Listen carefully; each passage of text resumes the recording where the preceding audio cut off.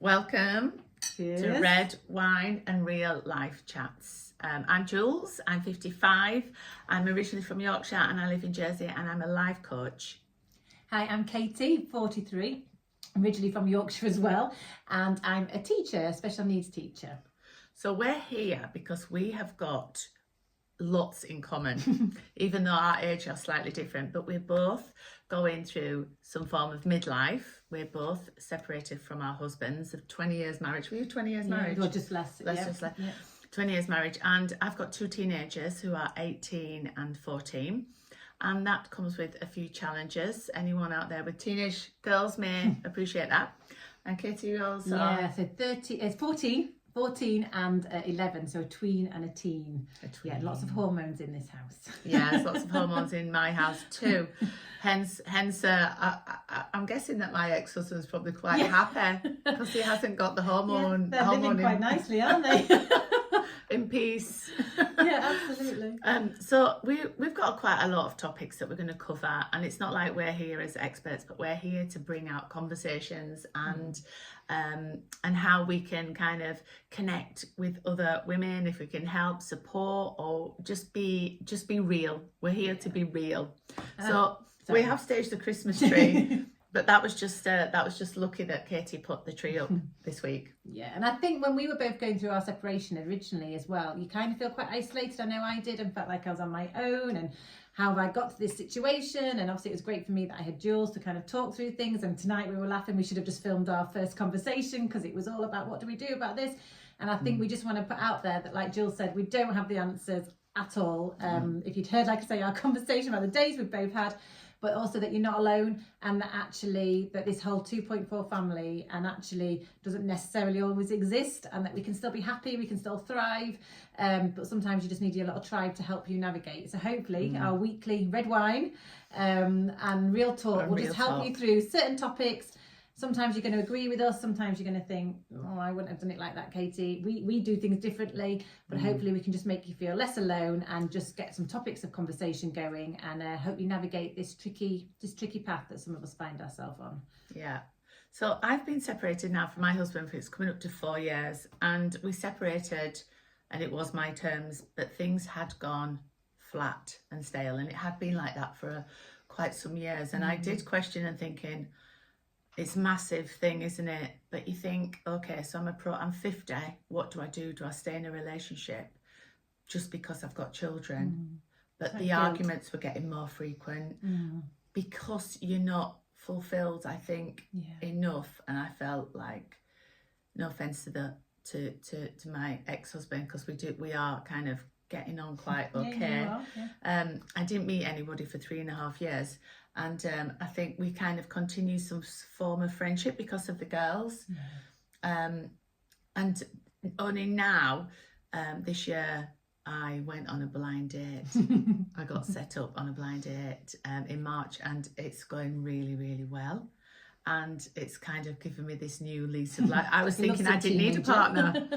Yeah, so I'm like a teenager again. I'm going back. No, it's great. Yeah, and we're similar. I'm only 2 years.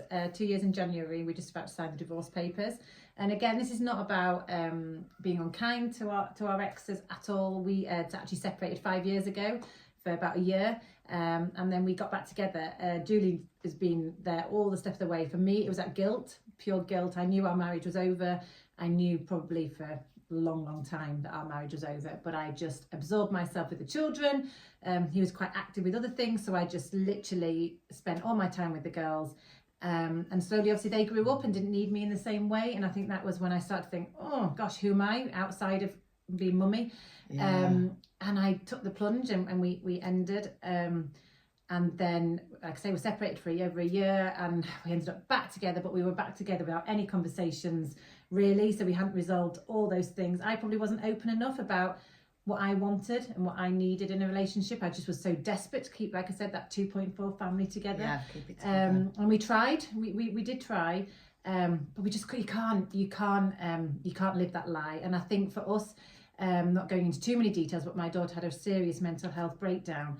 And that for me was just a catalyst. That I'm not saying our breakdown marriage led to it, but it was certainly, we described that her mental health was like a block of cheese and there's lots of holes, and eventually you get too many holes. And I think one of the holes certainly was our marriage, and it just made me think, we just can't, this life's too short. It's a bit like a wake up. And we separated, and it was very traumatic that first year, because we were navigating hospital and separating, and we were put into meetings together when normally you would probably have had a bit of distance. But only now I'd say that, and I said to Julie, now I wish I'd slowed down and not try to rush the healing process, because I think now, after about 2 years, the divorce is about to come through. I'm starting to think it's okay. I'm starting to realise that my life's okay. I struggled with guilt so much. Guilt for the girls. I destroyed this image of our family. My parents are still very happily together. I wanted my girls to have what I had. But actually literally last few weeks, I've started going back to the gym, and I've started doing things like this. And I said to Jules tonight, like, I feel like Katie. And I realised that I can still be a really good mum. And that has taken me almost 2 years. And I wish that someone else had said that to me at the beginning of the journey, because I wanted this co-parenting relationship almost a day after he moved out. Well, that was never going to happen. He was hurting. And our healing journey has been different, and I've tried to make it the same. So we're still struggling. Some days good days and some days bad. I also have a partner, and my ex finds that really, really difficult. But we're slowly introducing the girls, and it's difficult for them. Their world's turned upside down. So it's just about navigating it. And we have many conversations around this, don't we? About navigating it. And also trying to get our children, especially the older, for me, my older one, and Jules, both her girls are older, to realise that we can have it all. We can have a partner and have a really great relationship with our partner, but also be a really great mum. And I think for years I haven't done that. I was just mummy. And I loved it, don't get me wrong. I loved every second of it. But now I think it's time to be mummy and Katie. And I'm looking forward to kind of exploring that over the next few weeks and topics. That's exactly it, because I was the same, because I took 3.5 years, I was just the whole time I was just mum. So when I met somebody, unfortunately my younger one, she picked up my phone and saw some text messages, which they weren't explicit by no means, but it wasn't how you would have chosen. It wasn't, no. And so she thought it was disgusting. It's just disgusting. So I'm dealing with that right now. So she's not very accepting of it. I don't know if anyone out there has got 14-year-old children or around that age that are not accepting of it. I've never been in this situation before, and I've never known anyone to be in this situation, because I'm like you, my parents are still together, so you think it's for life, don't you? And you come across these crossroads, but I do feel that at the end of it, they're going to see that mum is happy. And I also think for me, my big catalyst for actually separating, and like I say, it took me a long time to separate. I knew years ago that this was not right. It was when someone said to me, and I think it was my sister, about what, as the girls were getting older, what do I want them to see a relationship? And I was sleeping on a mattress in my daughter's room for 2 years, because I just knew our relationship was over. We were fighting. We didn't fight that much, actually. It was more silent. There was just nothing there. And I remember just thinking, especially with my oldest, who's 14, thinking, is that if she came home and if she said this is what a relationship is, I'm thinking no. And now, just slowly, because we're slowly kind of introducing my partner very, very slowly. She says things like, "Oh, he's kind, isn't he, Mum?" And I think she can start to see me, and she goes, "Oh, Mum, do you know if I get happy about it?" And it's obviously like an awkward teenager. No one wants to know that, do they? But it made me think, actually, what do I want my girls to see as a relationship? Yes. I think that's key. Well, it's true. Yes. Because you don't want to think that is the normal, because that was just a phase. Sleeping on a mattress. Just that. It's not normal. Is that planting? And then that's a conversation, isn't it, I guess? But there's lots of things like that. And I know that we were getting to the point where we were bickering, other silly things, and things were happening at the weekend, and they might go out for drinks with their friends and then come back early, and Cat snoring on the couch. I thought, I didn't want that either. So there's lots of things, but nothing. Don't want to say anything negative in case. I'm sure he's not going to tune into this particular channel. But but I think it's really important, because at the end of the day, we're going. And I think one thing I found hard in the separation was, if it was a normal boyfriend, you'd never have to see them ever again. You could say it's all over, but our hope is that these people are going to be in our life forever. I don't want my girls not to be able to invite us both to their wedding or graduation. And we went to some couples counselling because of my daughter's illness. And they said, you got to imagine your child's winning the sports personality of the year. So imagine big. And they're about to get the presentation and they're asked to come on the stage. And they don't enjoy that moment because they're too busy worrying about who they're going to invite onto the stage, mum or dad. And she said, you just got to, and I know that's the extreme, but you've just got to create it. Because at the end of the day, and my girls actually have got a better relationship now with their dad, now that I'm not around as much better relationship. Exactly the same as me. Isn't it? It's funny because I think I was a bit of a control freak because I knew everything was so bad, if I'm honest. I managed by taking control of the girls. So actually, part of my healing, and I said to Julie earlier actually, is me taking responsibility for my part in the breakdown of the marriage, because I think it was too easy for me to say it's all his fault. Was actually in these 2 years I've started to take responsibility, and one of the things I did was took control because I felt he wasn't there, so then I might as well take control. But actually now that they're with their dad and we do 50-50, they have a lot more time with him, a lot more quality time with him, and actually they developed a really lovely relationship with him, and they didn't really. And he's taken them away at holiday at Christmas, which is another thing we're going to talk about because I'm not doing so well with them not being with me. That's another whole topic. How do you cope when they're not with you? That is massive. But actually they'll have 6 nights with their dad, quality time they wouldn't get if we were still together. So there is some really positives, and I think I read something the other day about it's not about getting our children to survive a breakup, it's about making them thrive. There's no reason they can't thrive. And it's taken me, honestly, only the last month have I come to this. It's taken me, the guilt has eaten away at me for so long. It really has. So anyone out there who's thinking, I don't know whether I can leave my husband, I've been there. I stayed in a marriage for probably 8 years longer than I should have done. I left, I came back. So guilt for me is massive. But then I also was at a stage that when the girls were with their dad, I'd just sit and cry. And they'd be really miserable. But I'm thinking, but what's the point in that? They're at the dad's anyway. So actually, I might as well allow myself. I'd go to my partner's house and just sit and cry on the sofa. And he's a saint in his patience. I mean, he's a saint. And he'd be like, okay, like, you okay? And I'd be like, no, but I want to be with the girls. And he's like, oh, I thought you might actually enjoy some quality time with me. Yeah, it's learning to balance that, isn't it? And he's like, it's okay. And I had to give myself permission to be happy when they were with the dad. And I'm still a work in progress, but I think giving yourself permission to be happy when they're with their partner, when they're with your ex, is massive. Yeah, it's important.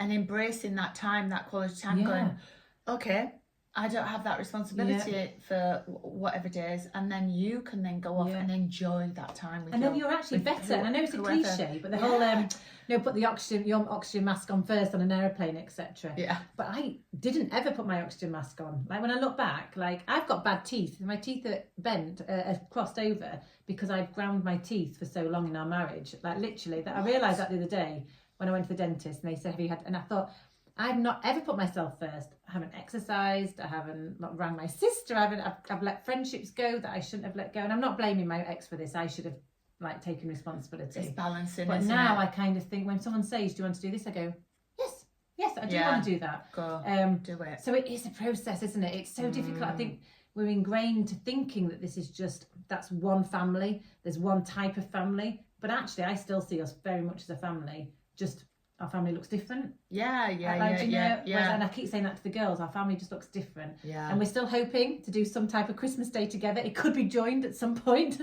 but we're still really positive about still doing some special things together. We sat the other night, actually, didn't we? We had an options evening at school, and Julie was there with her ex. I was there with my ex. Our children were there. Children there. And actually, we managed really well. And it's taking those successes, isn't it? Yeah. Everyone was there for their children.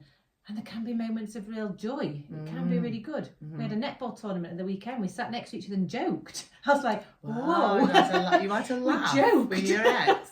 I mean, it lasted a few minutes, but we joked. Very good. And I thought, wow. And I think some of that is down to Julie because she's amazing. And I'm sure you'll probably put some stuff in the underneath whatever you do. I'm not very IT, about Julie's amazing work because she's just helped me let go of so much and reframe some of my thinking. And it's literally changed my life, your sessions. Like literally changed my life. I'm not just plugging that, even if we weren't doing this. I've said that off camera as well, but I think it's about finding something that helps you. Yeah. And your method helped me, and I'm sure there's lots of other methods out there. Yeah. But it just takes time, doesn't it? Yes. My method, the modality that I use is called MAP, and it's called Make Anything Possible, and it's working with, it's holistic. and it neutralizes negative emotions that are trapped in your body. And the only reason I studied to do that is because I struggled initially with lots of things that I'd absorbed, pushed down, and it was making me a bit frantic and not myself. So I thought, and once I neutralized it and then I saw things from a different, clearer perspective, I thought, oh my God, I need to train and do it, because I'd already done life coaching and hypnotherapy, but it was the next level. It's the next level. It's amazing. So if that is something of interest, it's not a plug because this is only day one. Yeah, exactly. We haven't got many subscribers. we will put our details in case there's anything that we can help you with, of course, because we're here to help and support. So we've hit the 15 minutes mark, and we said we'd do. Yeah, and I think we've got some ideas for topics. So we definitely, like I say, I touched on the fact, how do we deal when our partners have got our children, and whether that's just overnight. I mean, I literally slept with a light on and cuddled a teddy till about 4 weeks ago, and now I managed to sleep my light off. So literally, from managing a few hours without your children, if they're on different, however your schedule is, to how do you manage when they're away. Thinking about the Christmas tree, maybe one topic could, how do you manage and navigate festivals that are important to you. Obviously Christmas is coming up to us, but obviously different religious festivals out there. How do you manage those key events, birthdays, graduations, weddings? We're still new to this. Our children haven't got to the wedding and graduation stage. Definitely, how do you get over guilt? So we talked about Julie's method helped me, but you might have a method out there that might help. How do you deal with, and again, like Jules touched on, how do you deal with introducing a partner? And how have you got some ideas? Have you got something we can all share them? There's things we've both done that have worked, with some things that haven't worked and fallen flat on our face. So we hope that each week, now that we've done kind of our introductory ramble, that we'll have more red wine and a focus each week as well, where hopefully we can kind of hone in and help you guys, and we'll keep it, like you say, to about 15 minutes. And just make it quite sharp. And sometimes it's just food for thought. I know I've listened to a few things along the way, and I think, oh yeah, I had one, and I'm talking too much again, Julie will tell me. I had one about this raw meat, that when you're receiving things, it's just like raw meat, don't absorb it, and just little things like that I clip from something. So hopefully we'll give you just a few glimmers and nuggets that you can just hold on to. Some takeaways. Some takeaways. So that's probably great for our first one. Probably enough talking, and Jules will tell me after talking. So I'm going to have some wine and hand over to Julie. Ladies, this is the start of many, and we're so excited for the journey, and hope we can help as many people as we can to connect together. Have a wonderful... get some red wine ready for next Wednesday. Have a wonderful evening. Bye. Bye.